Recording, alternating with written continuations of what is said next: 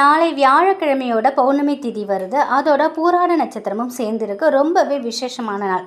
நாளைய தினம் குலதெய்வ வழிபாடு செய்வது, இல்லைன்னா அம்மன் கோவிலில் போயிட்டு வழிபாடு செய்வது நம்ம குடும்பத்திற்கு சுபிட்சத்தை கொடுக்கும். குடும்பத்தில் இருக்கும் சுப காரிய தடைகள் நீங்கும். முடிந்தால் நாளைய தினம் மஞ்சள் குங்குமம் அம்மன் கோவிலுக்கு வாங்கி தானமாக கொடுங்க. அது மட்டும் இல்லை, அம்மனுக்கு மாவிளக்கு போட்டு வழிபாடு செய்வது அதி அற்புத பலனை கொடுக்கும். உங்களுடைய கோரிக்கையை அம்பாள்கிட்ட வைத்து இந்த மாவிளக்கை ஏற்றி மனமுருகி அம்பாளை வழிபாடுங்க. வழிபாடு செய்தாலே போதும், உங்களுடைய வேண்டுதல் அடுத்த பௌர்ணமி திதிக்குள்ள நிச்சயமாக பலிக்கும்.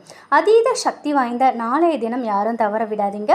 கோவிலுக்கு மாவிளக்கு போட முடியாத சூழ்நிலை இருந்தது அப்படின்னாக்கா வீட்டிலேயே கூட அம்மனை நினைத்து நீங்கள் பூஜை அறையில் இந்த மாவிளக்கை நீங்கள் போடலாம். அது மட்டும் இல்லை, நாளைய தினம் முழுவதுமே உங்களுக்கு பௌர்ணமி திதி இருக்குது.